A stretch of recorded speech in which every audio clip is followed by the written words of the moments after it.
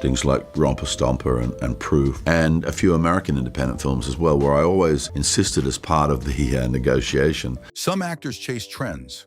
Russell Crowe builds monuments.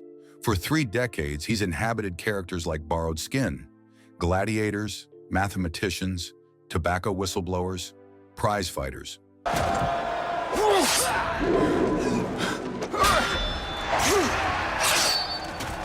From Romper Stomper to Gladiator, A Beautiful Mind to The Insider, his performances don't ask for approval, they demand witnesses.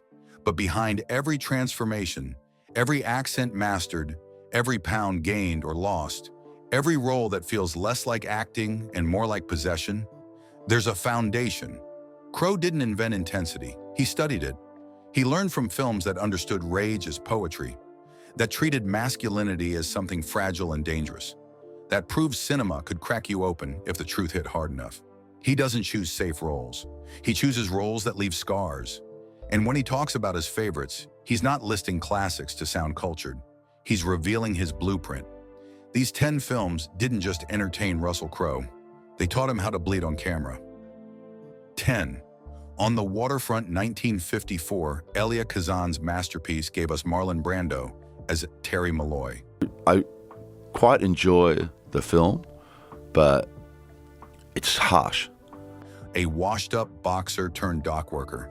Loyalty versus conscience. The famous taxi scene. I could have been a contender. Don't understand. I could have had class. I could have been a contender. I could have been somebody. Crowe discovered it young and saw what acting could become. Raw, unpolished, dangerous. What grabbed him was Brando's vulnerability. This wasn't a movie star posturing. Terry stumbles through scenes. He mumbles. He searches for words. Kazan let imperfection breathe. The performance feels like watching someone actually think rather than recite. The film's power lives in small moments. The way Terry holds the glove, how he talks to pigeons like they're the only creatures who understand him. Brando makes confusion look heroic, makes doubt look like strength. Kazan surrounded him with authentic dock workers, not trained actors. That choice gave every scene texture, real faces, real weather, real consequences when Terry finally testifies against the mob. Crowe carried this lesson everywhere. His characters fumble. They hesitate. Maximus isn't always heroic. Bud White loses control. He learned from Brando that strength looks more authentic when cracks show through, that audiences trust actors who look lost sometimes, that hesitation reveals humanity. On the Waterfront proved that greatness doesn't require polish. Sometimes it requires permission to be messy. 9. Raging Bull, 1980. Martin Scorsese's Raging Bull is Jake LaMotta destroying himself one punch at a time.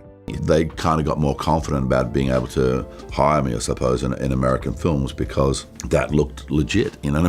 Robert De Niro gained 60 pounds, shot in stark black and white.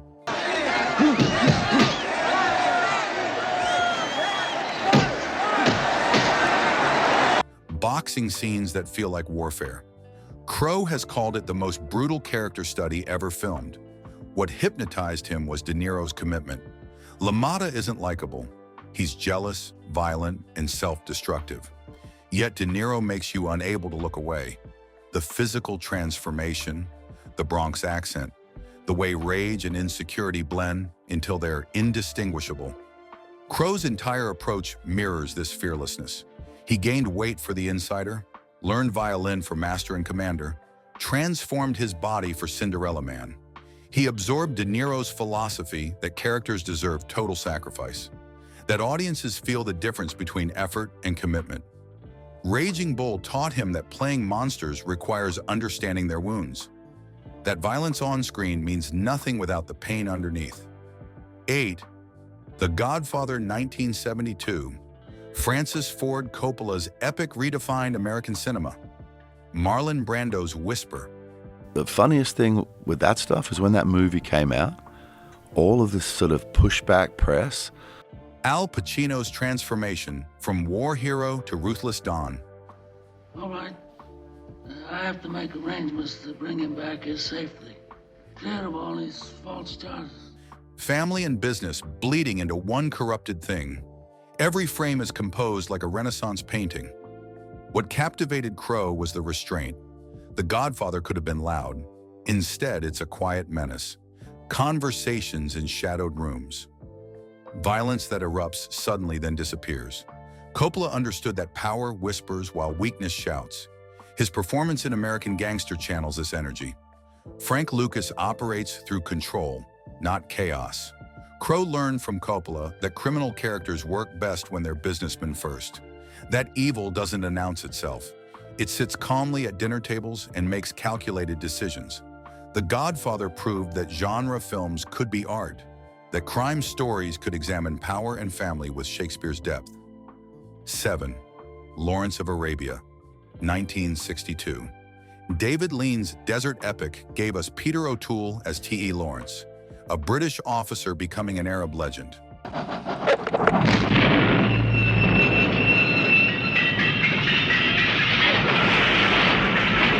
Shot in impossible locations, 70mm grandeur. A character study disguised as an adventure. Crowe has said it taught him that spectacle needs soul. What mesmerized him was O'Toole's complexity. Lawrence isn't heroic or villainous. He's vain, brilliant, tortured, and magnificent. O'Toole plays intelligence and madness as two sides of one coin. The performance never simplifies. The scale alone overwhelms. Lean filmed actual desert battles with thousands of extras. No CGI, no shortcuts. O'Toole endures sandstorms and heat that radiates off the screen. His Lawrence begins as an eccentric misfit, becomes a legend, then watches that legend consume him. The torture sequence breaks him. The massacre afterwards shows what breaking does. O'Toole navigates these extremes without losing coherence. Lean holds shots for minutes, trusting his actor's face to justify the patience. That trust creates cinema as meditation. Gladiator carries this DNA. Maximus operates on massive canvases, yet remains intimate. Crowe learned from O'Toole that big films need small truths. That epic scale collapses without human vulnerability at the center. 6. Mean Streets, 1973. Scorsese's Mean Streets is Little Italy as a pressure cooker. Harvey Keitel trying to stay honorable in a dishonorable world. The guts. Come on. You don't have the guts to use it. I don't, huh? I don't have the guts. Come on, asshole. Come over here. Come over here. I'll put this up your ass. De Niro as Johnny Boy, chaos personified. Catholic guilt, loyalty tested, violence as consequence, not spectacle. What struck Crowe was the authenticity. These weren't movie gangsters. They were neighborhood guys with limited options. Scorsese shot it guerrilla style, handheld cameras, natural light, actors improvising. The film vibrates with lived experience. Romper Stomper, Crowe's breakthrough, follows this template. Skinhead culture shot documentary style. Characters trapped by circumstance and choice. He absorbed Scorsese's lesson that realism requires texture. That accent matters. Those locations tell stories. Mean Streets proved that low budgets could produce high art. That authenticity beats production value. That grittiness isn't an aesthetic choice, it's a moral one. 5. The Wild Bunch, 1969. Sam Peckinpah's Western is aging outlaws facing obsolescence. The Mexican Revolution, honor codes crumbling, the final shootout that rewrote action filmmaking, slow-motion violence as ballet. Crowe calls it the most honest depiction of men confronting mortality. What fascinated him was Peckinpah's refusal to romanticize. These aren't noble cowboys, they're killers past their prime, clinging to outdated codes. The film loves them while showing exactly what they are. Peckinpah shoots violence as ugly necessity, not entertainment. 3.10 to Yuma channels this ambiguity. Crowe's Ben Wade is charming and lethal. He learned from Peckinpah that Westerns could dissect masculinity, that violence has weight when consequences stick, that honor becomes complicated when survival is the game. The Wild Bunch taught him that tough guys get more interesting when age catches up. Those legends are just men who haven't died yet. 4. McCabe and Mrs. Miller, 1971. Robert Altman's revisionist Western is Leonard Cohen's Songs and Pacific Northwest Rain. Warren Beatty as a gambler building a brothel, Julie Christie as the business-minded madam. It ends in snow and blood. No heroics, just capitalism and consequences. What obsessed Crowe was Altman's naturalism. Characters talk over each other. The sound design layers conversations. Nothing feels staged. Beatty plays McCabe as a bluffer in over his head. When violence comes, it's cold and arbitrary. Altman rejects Western mythology entirely.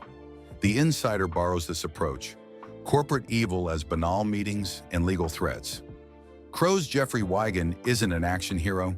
He's a scientist making an impossible choice.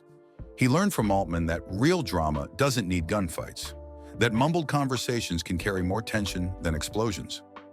McCabe and Mrs. Miller proved that subverting genre expectations creates deeper truth, that sometimes the bravest thing is showing life without theatrical enhancement. 3. Taxi Driver, 1976. Scorsese's Taxi Driver is isolated as poison. De Niro as Travis Bickle, Vietnam vet driving New York's night streets, loneliness curdling into violence. You talking to me? The Mohawk, the final bloodbath, a character study as a horror film. What unnerved Crowe was De Niro's commitment to alienation. Travis isn't sympathetic, he's barely functional, yet De Niro makes you understand the logic of his breakdown. The voiceover reveals delusion. The camera work emphasizes disconnection. Scorsese traps us inside a diseased mind. Crowe's darker roles channel this descent. Bud White's rage in L.A. Confidential. The violence simmering in Romper Stomper. He learned from Scorsese that dangerous characters work when psychology is visible. That violence stems from isolation. That madness has structure. Taxi Driver taught him that audiences will follow monsters if you show how they're made. That empathy and revulsion can coexist. 2. The Deer Hunter, 1978. Michael Cimino's epic follows Pennsylvania steelworkers through Vietnam to shattered homecoming. De Niro, Christopher Walken, Meryl Streep. The Russian roulette scenes. 3 hours examining how war destroys everything it touches. Crowe has said it's the most devastating film about male friendship ever made. What destroyed him was Cimino's structure. The first hour is a wedding, community, joy, normalcy. Then Vietnam shatters everything. The contrast makes the horror unbearable. Walken's descent. De Niro's helpless attempts at rescue. The final scene's quiet devastation. Master and Commander echoes this approach. Naval warfare as brotherhood and trauma. Crowe learned from Cimino that war films need peace first, that camaraderie makes loss meaningful, that showing what's destroyed matters more than showing destruction. The Deer Hunter proved that patient filmmaking earns emotional devastation, that 3 hours feel necessary when every minute builds toward heartbreak. 1. The Battle of Algiers, 1966.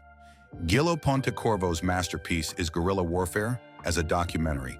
Algerian independence fighters versus French paratroopers, shot like newsreel footage, non-professional actors, no score except marching drums. It feels like witnessing history, not watching a movie. Crowe calls it the perfect film. No waste, no lies, pure truth. What makes it untouchable is Pontecorvo's moral complexity.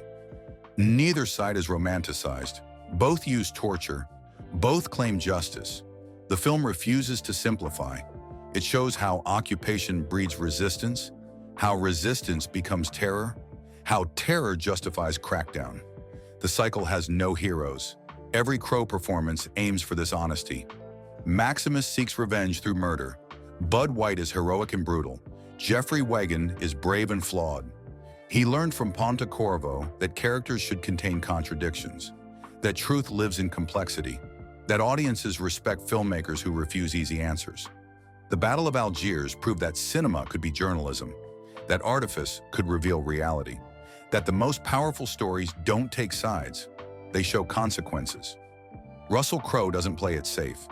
These 10 films taught him not to.